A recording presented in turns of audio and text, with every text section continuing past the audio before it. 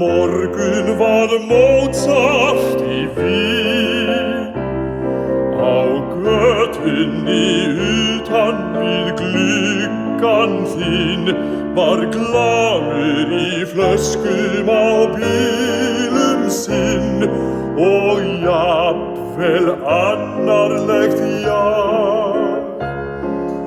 allt það segir hann Mozart minn, að þú eigir daginn í dag.